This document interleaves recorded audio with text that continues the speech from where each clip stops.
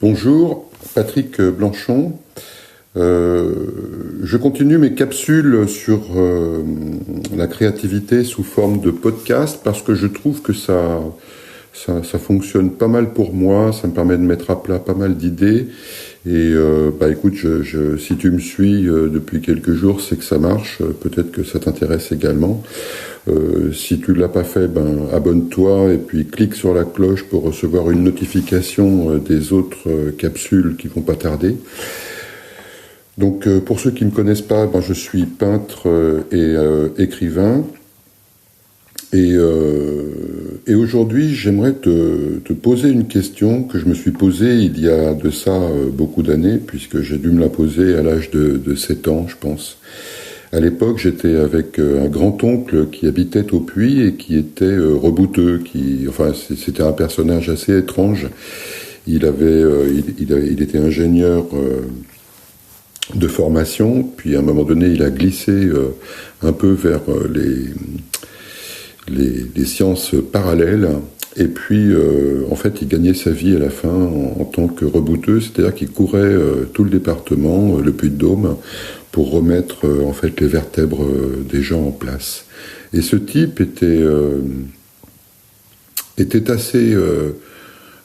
assez fin, assez discret. Quand il me regardait, je me souviens de son regard. J'avais l'impression qu'il lisait carrément en moi, quoi. Donc j'en ai gardé un souvenir assez vif. Et il avait aussi cette particularité de raconter beaucoup d'histoires sur le département et puis sur la région aussi où on habitait quand j'étais enfant, c'est-à-dire la région du Bourbonnais, pas très loin de Molusson. Donc on habitait à Vallon-en-Sully et puis un peu plus tard à Chazemais où mes grands-parents avaient une ferme. Et une de ces histoires m'est restée, c'est... alors ça se passe dans la forêt de Troncey, et à côté du village de Troncey. Et dans cette forêt, il y a ce qu'on appelle un rond. Hein. La forêt est subdivisée en ronds, et on appelle ça comme ça. Et il y a un rond qui s'appelle le rond du trésor. Et alors l'histoire, en fait, que me racontait ce grand-oncle, était qu'au premier coup de l'horloge de l'église du village d'à côté, au premier coup de cette horloge, la terre s'ouvrait à cet endroit, dans le rond du trésor, et on pouvait apercevoir des trésors innombrables. Il y avait de tout. Alors moi, je me faisais une idée parce que j'étais gamin et j'avais... cette image de la caverne d'Ali Baba, donc je voyais plutôt des bijoux, des pièces d'or, puis il devait y avoir aussi le magazine Picsou qui devait aider aussi pas mal. Donc c'était plutôt des richesses sous cette forme-là, si tu veux, concrètes, hein, c'est-à-dire des choses qui brillent, quoi, en fait. Hein. Et puis, donc le premier coup, ça s'ouvre, hein, et puis au 12e coup, c'est-à-dire le soir de Noël à minuit, eh bien, la Terre se referme. Et donc, il y a un petit intervalle entre les deux où tu aurais la possibilité, en fait, d'aller dans cette faille, chercher, en fait, peut-être des trésors et puis te dépêcher surtout de ressortir avant le 12e coup de minuit, parce que sinon, tu restes enfermé, bien sûr, jusqu'à l'année prochaine où l'horloge se remettra à sonner. Voilà. Et là, à ce moment-là, je me suis posé la question, mais qu'est-ce que moi je ferais si la Terre s'ouvrait comme ça et que je puisse récupérer des trésors qu'elle contient. Et en fait, quand j'étais gamin, j'étais pas tellement intéressé en fait par ces pièces d'or, par ces choses-là. J'avais plutôt la trouille, moi, de rester enfermé pendant une année dans cette faille et de pas pouvoir en sortir, d'être coupé de mes copains, d'être coupé de mes parents, etc. Et donc, du coup, à la question, qu'est-ce que je ferais ? Je répondais, je regarderais et c'est tout. Je ferais rien, je resterais au bord. Je regarderais le mécanisme complet pendant les 12 coups de minuit et puis... ma foi, après, je retournerai à ma vie habituelle. Et j'ai repensé à cette histoire il n'y a pas longtemps, puisque je suis en plein dans cette recherche d'idées pour faire comprendre en fait ce qu'est la créativité à ceux qui ont peut-être des difficultés avec ce mot.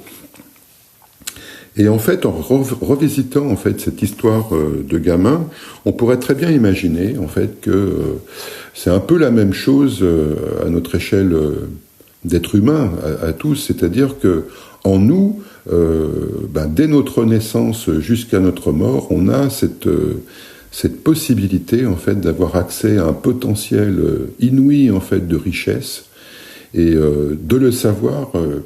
Qu'est-ce qu'on en ferait en fait? Voilà. Donc ça serait un peu la question que j'aurais à te poser si tu avais accès pendant une durée limitée, parce qu'à mon avis l'urgence compte énormément en fait dans cette histoire. Que ferais-tu? Et c'est là peut-être où tu vas pouvoir remonter en fait le fil de tes intentions, le fil aussi de tes peurs. De tes excuses en fait pour ne pas profiter en fait de ce potentiel. Alors quand je dis profiter, c'est en tout bien, tout honneur et en tout bien dirigé vers le collectif. C'est pas forcément un profit personnel, tu vois, c'est pas se remplir les poches et puis jouir comme ça de la vie. À mon avis, si on remonte le fil des intentions pour qu'on arrive à une intention première, je pense qu'il y a quelque chose qui est plus porté vers l'extérieur. Comment expliquer ça ? Une intention qui serait que personnelle serait louche. Voilà ce que je pourrais dire. Une intention qui serait que égoïste entre guillemets. Et encore, c'est pas le bon mot, quoi. Parce que égoïste, on l'utilise aussi à toutes les sauces. Et on dit aussi que charité bien ordonnée commence par soi-même. Ça, cette phrase-là aussi, elle est très intéressante. Enfin bref, voilà la question que je voudrais te poser. Si tu avais accès, mettons pendant 5 minutes. 5 minutes, c'est long, hein. Si tu avais accès à tout ton potentiel, qu'est-ce que tu en ferais? Voilà la question. Eh bien, écoute, si tu as des réponses en commentaire, je veux bien que tu m'en parles, parce que ça m'intéresse de savoir comment les gens pourraient réagir en fait à cette opportunité-là. Et je crois que la plupart d'entre nous, hein, en fait, eh bien, on est un petit peu comme ce petit garçon en fait que j'étais. C'est-à-dire que le fait d'avoir accès en fait à ce potentiel immense qui est en nous, en fait, ça nous stupéfie peut-être, ça nous effraie, on se donne tout un tas d'excuses en fait pour ne pas y pénétrer et puis pour en avoir peur. Et peut-être que la raison de tout ça, en fait, c'est une méconnaissance en fait de nos intentions. Et si on arrivait à bien étudier en fait ce que c'est que cette intention, c'est-à-dire vraiment la source de départ, on se rendrait compte, que la première chose qui nous fait obstacle, c'est la peur. Alors la peur, c'est pas forcément un ennemi, hein. La peur, on en a besoin. Il n'y a pas à la mettre de côté, à jouer les fiers à bras. La peur, on en a besoin pour traverser une rue. On a besoin d'avoir peur parce que sinon on se ferait écrabouiller. Pour se jeter à l'eau si on ne sait pas nager, on a bien raison d'avoir peur de pas se jeter à l'eau, de pas glisser plutôt dans l'eau. Donc voilà un petit peu un travail en fait qui serait intéressant pour les gens qui ont des difficultés à exprimer, comme on dit, leur créativité, c'est d'examiner toutes les excuses en fait qu'on a l'habitude de se faire. Alors parmi les excuses qui viennent, c'est souvent, alors moi ce que j'entends c'est je n'ai pas le temps, par exemple, hein, je n'ai pas le temps. Alors je n'ai pas le temps, bon, ok. Ensuite, ah oui, mais je suis trop nul. Bon, bah ok. Alors toutes ces excuses-là, finalement, est-ce que ce sont les véritables raisons du fait qu'on bloque en fait au niveau de la créativité? Moi, je crois que ce sont plutôt des indices d'un certain nombre de choses qui proviennent de la peur.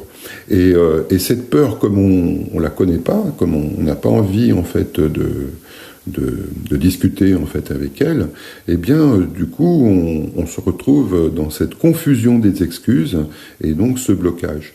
Donc voilà, ça serait un petit peu ce que j'ai envie de dire là très rapidement sur cette notion de créativité aujourd'hui. C'est examiner en fait pendant 5 minutes tout ce potentiel qui peut exister en toi, et puis te dire, mais si j'y avais accès, qu'est-ce que je ferais? Voilà. Imagine, t'as pas de limite. Qu'est-ce que je ferais? Et tout de suite après, j'ai envie de te parler de la notion de contrainte. Tu vois, je suis comme ça. Moi, je te donne une super perche, et puis après, je te brime un peu. Mais voilà. Mais ça va ensemble. C'est-à-dire que on croit aussi que la créativité, on a besoin de ressources illimitées en fait pour être créatif. On a besoin de beaucoup de temps, on a besoin de beaucoup de force de travail, on a besoin de courage, on a besoin de... Bref, tout ça, ce sont des éléments qu'on a appris au travers de l'école, au travers de notre éducation, au travers aussi des valeurs de notre culture. On est des chrétiens, donc on subit un petit peu cette histoire de sacrifice. Il faut se sacrifier en fait pour obtenir quelque chose. Il faut peiner, etc. Et en fait, on reste dans ce modèle en fait d'obtenir quelque chose par une monnaie d'échange qui s'appelle la douleur, ou qui s'appelle la difficulté, ou qui s'appelle le malheur finalement. Voilà. Donc, est-ce qu'on est obligé toujours de passer par ce malheur pour pouvoir acheter quoi que ce soit? On n'est pas du tout obligé. Moi, j'ai mis des années à le comprendre, mais si toi, tu es plus jeune et que ça peut faire tilt, en fait, dans ton esprit, ça serait génial, déjà. Rien que pour ça, ça vaudrait le coup d'avoir fait ce podcast. C'est simplement... le fait d'un seul coup prendre un petit peu de recul et puis regarder dans quel système en fait on réfléchit. Et si on reste dans un système, si tu veux, d'obéissance à tout ce cursus scolaire, à tout ce cursus culturel, sans en prendre la mesure, alors ça ne veut pas dire qu'il faut tout raser et tout flanquer par terre. C'est pas l'idée. L'idée, c'est d'en être conscient simplement et de se poser la question, en fait, de se dire, mais finalement, après, les choix qu'on effectue par rapport à un tel système sont plutôt des choix par défaut. C'est-à-dire, on se dit, bah oui, mais tiens, mes parents ont fait comme ça, donc du coup, c'est le modèle. Et du coup, c'est facile, en fait, entre guillemets, d'emprunter le même modèle, en fait, que ses parents, tu vois. Avoir le même type de maison, avoir le même type de bagnole, avoir le même type de compte en banque. C'est souvent que on prend le même compte en banque que celui de nos parents, tu vois, par exemple. Et puis, on s'en rend même pas compte, si tu veux, qu'on reproduit un système parce qu'on a été conditionné ou formaté, ou je sais pas comment utiliser, quel mot utiliser pour... on est imbibé, en fait, dans ce système.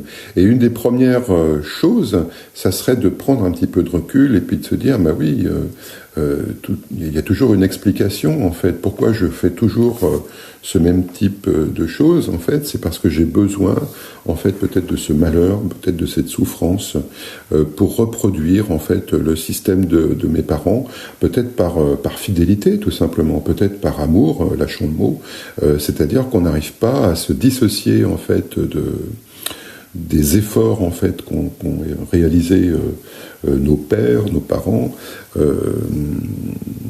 et parce que s'en écarter, ça serait un peu les trahir. Donc voilà, donc j'ai envie de te laisser avec cette question, cette double question finalement, qui serait, imagine, tu as 5 minutes et tu as le potentiel, tout ton potentiel qui est accessible pendant ces 5 minutes et après c'est terminé. Qu'est-ce que tu voudrais en faire? Et la deuxième question, quelles contraintes te donnerais-tu durant ces 5 minutes pour profiter au maximum de ce potentiel? C'est pas facile, ce sont des questions qui sont pas faciles.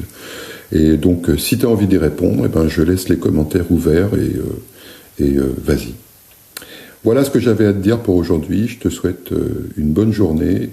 Pour mon compte, il est 1h du matin quand je fais ce podcast. Tu sais que je suis un petit peu... je travaille le jour, la nuit, je travaille tout le temps en ce moment. Alors encore plus avec cette histoire de confinement. En fait, je dis je travaille, mais je travaille pas en fait. C'est-à-dire que j'essaye de trouver comment on appelle ça, des matrices ou des patterns plutôt, des patterns, c'est-à-dire des modèles de manière à pouvoir développer justement ma créativité en ce moment. J'ai lâché les pinceaux depuis maintenant ça doit faire 2 semaines. J'ai pas peint depuis 2 semaines et parce que je voyais venir en fait cette histoire de confinement, tu vois. Et je me suis dit tiens, c'est une occasion quand même pour faire peut-être des choses que j'ai pas l'occasion de faire quand j'ai la tête dans le guidon, tu vois. Et puis je considère aussi, alors il y a une chose tiens, j'ai envie de te dire ça aussi avant qu'on se quitte, c'est que c'est sur la pause quand tu peins pas, par exemple, tu vois. Moi je sais que pendant des années, le fait de pas peindre, alors ça veut pas dire que je peins pas pendant des mois, tu vois, ça veut dire que des fois, pendant 2-3 semaines, je me dis que j'ai rien à dire, ce qui est faux, hein. On a toujours plein de choses à dire, mais il y a un moment donné où il y a une saturation, sans doute, qui s'effectue, et on confond, en fait, le besoin de se reposer avec une espèce d'impuissance à créer. Alors là, c'est complètement dingue de confondre les deux, mais c'est souvent en fait qu'on confond les deux. Alors c'est pas parce que tu n'as plus d'idées en fait que tu peins pas, c'est parce que tu te reposes. Ton cerveau a besoin de rebooter et de refaire un petit peu de place en fait, de retrouver de l'énergie aussi. Et c'est pour ça qu'on arrête de peindre aussi. Enfin moi que j'arrête de peindre, maintenant je le sais, j'en suis conscient. Et ne pas être dans cette espèce d'élan forcené à se dire allez, il faut que je peigne. Ça fonctionne pas très bien en plus parce que quand tu es dans l'effort comme ça, tu forces un peu les choses et il faut s'intéresser en fait à l'intention toujours, hein, tu vois. Dans quel but est-ce que tu fais autant d'efforts? Est-ce que c'est vraiment pour progresser en peinture? Est-ce que c'est vraiment, enfin, en tant que professionnel, c'est un peu plus simple à comprendre. C'est-à-dire que si tu ne peins pas, tu n'as plus en fait de produits à vendre, quoi. Si je résumais un peu les choses comme ça. Donc du coup, il faut calmer le jeu par rapport à cette notion d'effort, de travail, de tout ça. Je pense que il y a toujours un problème d'efficacité si on se lance la tête dans le guidon comme ça, à travailler. Le travail, c'est pas un but en soi finalement, c'est un moyen et il faut l'examiner en fait en amont. Qu'est-ce qui te pousse en fait à faire les choses? Voilà, quelle est ton envie en fait de faire les choses? Si tu as une envie, tu as tout gagné en fait. Après, les choses doivent couler de source. Après, il faut faire attention dans quel système tu es, dans quel modèle en fait tu effectues tes tâches et réfléchir un petit peu à tout ça. C'est faire preuve en fait d'intelligence. C'est-à-dire, c'est pas la peine de travailler comme un bourrin. Il vaut mieux des fois travailler peut-être qu'1 ou 2 heures un tableau dans sa journée et puis en plus de ça tu vas créer comme ça une notion de désir, une notion d'avoir envie d'y revenir peut-être le lendemain, alors que si tu y passes 8 heures d'affilée, tu vois, moi je connais des gens comme ça qui passent mais des heures et des heures dans une journée à peindre si tu veux et le résultat n'est pas à la hauteur de cet effort en fait. Le résultat, si tu veux, c'est que ce que je vois moi hein, dans ce genre de travail, c'est que c'est laborieux, c'est que ouais, il y a quelque chose qui se fige en fait dans ce genre de travail. Donc si tu raccourcis en fait la durée pendant laquelle tu peins, tu vas créer une petite frustration à la fin de ta séance qui va te permettre justement à conserver en fait le désir. Et puis durant ce laps de temps en fait où le désir travaille, ça va peut-être te déclencher également aussi des idées et comme ça entretenir en fait cette source de créativité. Alors la source de créativité, c'est pas un filon d'or, si tu veux, qui se tarirait un jour. Hein. La créativité, c'est quelque chose d'inépuisable. Et plus tu vas créer de manière intelligente, si je puis dire, c'est-à-dire plus tu vas utiliser le travail comme moyen et pas comme but, pas confondre, plus tu vas t'améliorer en fait dans la réalisation, dans ta propre réalisation également. Voilà ce que j'avais à dire pour aujourd'hui. Et ben écoute, je te souhaite une bonne journée, du courage, occupe-toi dans ta journée si t'es bloqué, enfin là t'es peut-être pas encore bloqué parce qu'on est vendredi, mais surtout, te laisse pas tomber dans la déprime, dans tout ça, quoi, toutes ces fréquences, ces basses fréquences, ces basses vibrations, comme tu veux. Occupe-toi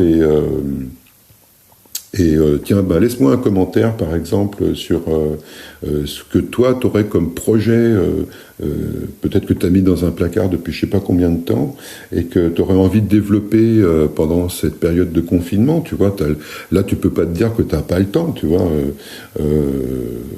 Tu auras peut-être moins d'excuses, justement, pendant cette période de confinement pour peut-être ressortir des projets en peinture que tu as mis dans un placard et puis t'y mettre. Alors, laisse-moi des commentaires, par exemple, mais simplement quel projet tu as, tu vois, et ça peut être super sympa. Réponds aux questions si tu as envie de le faire, ça peut être un jeu amusant, puis je pourrais peut-être faire une capsule là-dessus pour reprendre un petit peu les commentaires de chacun, voilà.